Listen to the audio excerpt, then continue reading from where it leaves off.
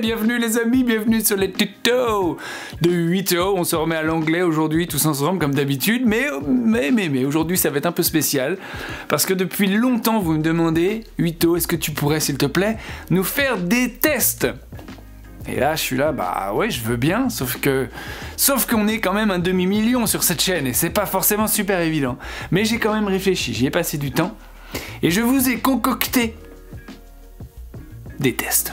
Alors, en général, on n'aime pas trop ça, les tests, mais là, vous allez voir, ça va vous être super utile et ça va être plutôt fun à faire. Alors, je vous explique. Je vais vous tester aujourd'hui, je vais vous permettre de vous positionner aujourd'hui sur vos compétences grammaticales et vos compétences lexicales. D'accord? Donc, la grammaire d'un côté, le vocabulaire de l'autre, ce qui est déjà pas mal. Ça ne va certainement pas vous donner une image extrêmement précise de votre niveau, mais ça va y contribuer. Alors qu'est-ce que j'entends par niveau?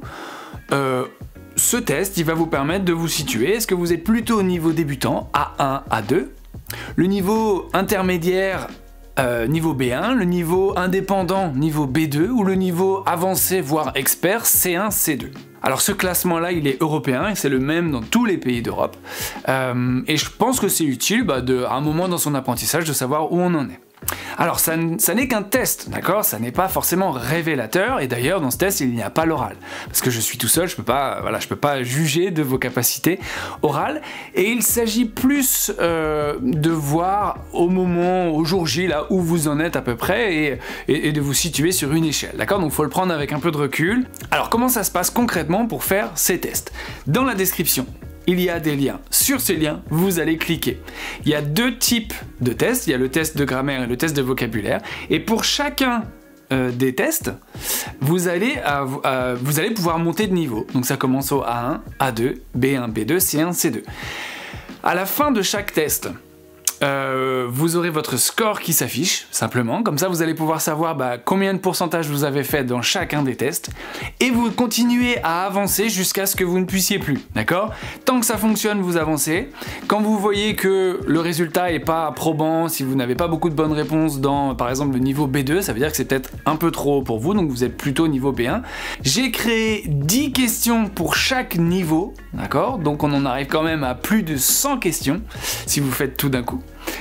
Prenez le temps de réfléchir, c'est pas forcément en temps limité, faites-le le plus honnêtement possible, ça sert à rien d'aller chercher les réponses sur internet, ça vous aidera pas des masses. Donc à chaque fois il y a une réponse possible, et si vous vous trompez, la bonne réponse est affichée, comme ça vous allez quand même avoir un feedback et la réponse qui était attendue. Donc je répète, vous commencez au niveau A1 et vous continuez à avancer, vous notez votre score au fur et à mesure, et ça vous donnera une bonne idée du niveau que vous avez, ou que vous pouvez avoir en tout cas, dans ces différentes compétences. Donc je vous conseille de bien lire les phrases de départ, simplement parce que ce genre de test fonctionne aussi beaucoup sur la lecture et sur la capacité à comprendre les énoncés. Il y a souvent des nuances dans la langue qui vont nous faire choisir l'une ou l'autre des réponses. En tout cas, essayez d'y prendre du plaisir, essayez de voir jusqu'où vous pouvez aller, mettez-vous ce challenge-là, et si ça vous plaît, surtout si vous avez apprécié le travail que ça représente, parce que je peux vous dire que j'y ai passé des heures à inventer tous ces exemples, c'était assez tedious, on va dire.